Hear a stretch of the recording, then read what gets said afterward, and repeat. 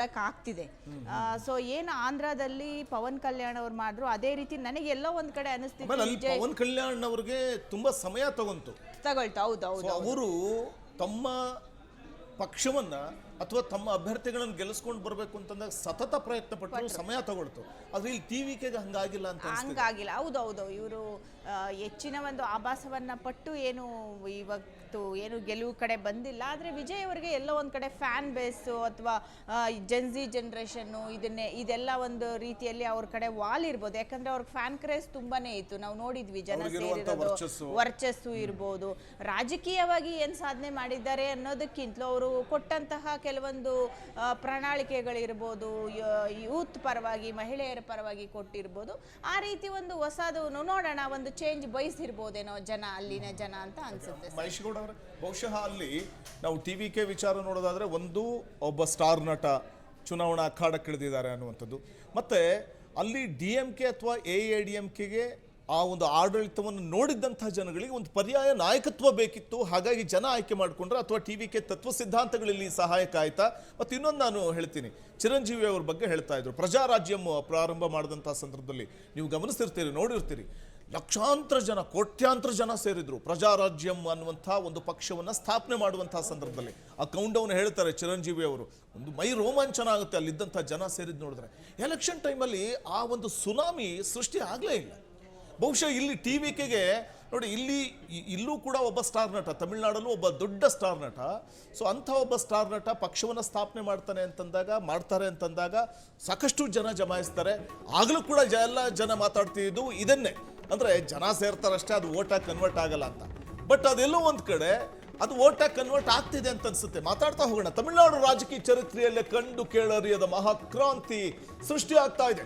ಆಡಳಿತಾರೂಢ DMK ಬರೀ 50 ಸ್ಥಾನಗಳಿಗೆ ಸೀಮಿತ ಆಗುತ್ತಾ? ಸ್ಟಾಲಿನ್ ಭದ್ರಕೋಟೆ ಚೂರು ಚೂರಾಗ್ತಾ ಇದೆ. ಸ್ಟಾಲಿನ್ ಭದ್ರಕೋಟೆ, ಚೆನ್ನೈ DMK ಕೇಂದ್ರ ಕಚೇರಿ ಬಳಿ ಹಾಕಿದ್ದ ಪೆಂಡಾಲ್ ಕಿತ್ತೆಸೆದಿದ್ದಾರೆ ಕಾರ್ಯಕರ್ತರು. 100ಕ್ಕೂ ಹೆಚ್ಚು ಸ್ಥಾನಗಳಲ್ಲಿ ಟಿವಿಕೆ ನಾಗಾಲೋಟವನ್ನು ಅನುಸರಿಸ್ತಾ ಇದೆ. ವಿಜಯ್ ಈಗ ತಮಿಳುನಾಡಿನ ರಿಯಲ್ ಕಿಂಗ್ ಆಗಿ ಮೆರೀತಾರೆ. ಮಧ್ಯಾಹ್ನದ ವೇಳೆಗೆ ಫಲಿತಾಂಶ ಪ್ರಕಟವಾಗುತ್ತೆ. DMKಗೆ ಭಾರಿ ಹಿನ್ನಡೆ. ಸದ್ಯ ಪೆಂಡಾಲ್ ಕಿತ್ತೆಸಿತಾ ಇದ್ದಾರೆ ಕಾರ್ಯಕರ್ತರು. ಸ್ಟಾಲಿನ್ಗೆ ಮಕ್ಕಾಡೆ ಮಲಗಿಸಿರುವಂಥದ್ದು ವಿಜಯ್. DMK ಪಾಳ್ಯದಲ್ಲಿ ಸ್ಮಶಾನ ಮೌನ. ತಮಿಳುನಾಡು ರಾಜಕೀಯ ಚರಿತ್ರೆಯಲ್ಲೇ ಮಹಾಕ್ರಾಂತಿ ಉಂಟಾಗುವ ಸಾಧ್ಯತೆ ಇದೆ. ಆಡಳಿತಾರೂಢ DMKಗೆ ಬಹುದೊಡ್ಡ ರೀತಿಯ ಆಘಾತ ಎದುರಾಗ್ತಾ ಇದ್ದು, DMK 51 ಕ್ಷೇತ್ರಗಳಲ್ಲಿ ಮುನ್ನಡೆ ಇದ್ರೆ AIADMK 74, ಟಿವಿಕೆ 102 ಕ್ಷೇತ್ರಗಳಲ್ಲಿ ಮುನ್ನಡೆಯನ್ನು ಕಾಯ್ದುಕೊಂಡಿದೆ. ದೃಶ್ಯದಲ್ಲಿ ನಾವು ಗಮನಿಸ್ತಾ ಹೋಗಬಹುದಾಗಿದೆ. ಅಲ್ಲಿ ಪಕ್ಷದ ಕಚೇರಿ ಇದೆಯಲ್ಲ, ಪಕ್ಷದ ಕಚೇರಿಯ ಮುಂಭಾಗದಲ್ಲಿರುವಂತಹ ಫ್ಲೆಕ್ಸ್ಗಳಿರಬಹುದು ಅಥವಾ ಅಲ್ಲಿರುವಂತಹ ಬ್ಯಾನರ್ಗಳು, ಅವುಗಳನ್ನು ತೆರವುಗೊಳಿಸುವಂತಹ ಕಿತ್ತೆಸೆಯುವಂತಹ ಒಂದು ಪ್ರಕ್ರಿಯೆ ಅಲ್ಲಿ ನಡೀತಾ ಇರುವಂಥದ್ದು. ಈ ಸಂದರ್ಭದಲ್ಲಿ ಸಹಜವಾಗಿಯೇ DMK ಕಾರ್ಯಕರ್ತರಿಗೂ ಒಂದಷ್ಟು ನಿರಾಸೆ ತಂದು ಒಡ್ಡಿದೆಯಾ ಈ ಬೆಳವಣಿಗೆ, ಅಥವಾ ಈ ಒಂದು ಫಲಿತಾಂಶ ನಿರೀಕ್ಷಿತ ರೀತಿಯಲ್ಲಿ ನಾವು ಅಂದುಕೊಂಡಂತೆ ಬರೋದಿಲ್ಲ ಅನ್ನುವಂಥದ್ದು ಗೊತ್ತಾಗಿದೆಯಾ? ಅದೇ ಕಾರಣಕ್ಕೆ ಆ ನಿರಾಸೆಯನ್ನು ವ್ಯಕ್ತಪಡಿಸ್ತಾ ಇದ್ದಾರಾ? ಎಸ್ ಮಹೇಶ್ ಗೌಡ ಅವರೇ, ನಾನು ಪ್ರಶ್ನೆ ಕೇಳ್ತಾ ಇದ್ದೀನಿ. ರಾಜಕಾರಣವನ್ನ ನೋಡಿದಾಗ DMK ಪಕ್ಷ ಏನಿದೆ ಅಷ್ಟು ಸುಲಭವಾಗಿ ಯಾವುದೇ ಒಂದು ಚಲನಚಿತ್ರ ನಟರ ಪರವಾಗಿ ಆಗಲಿ ಅಥವಾ ಬೇರೆ ಒಂದು ಪಕ್ಷದ ಪರವಾಗಿ ಅಲಯನ್ಸ್ ಅನ್ನ ಮಾಡ್ಕೊಂಡೇ ಇಲ್ಲ. ಅದನ್ನು ಹೇಳ್ಬಿಡ್ತೀನಿ ಸರ್.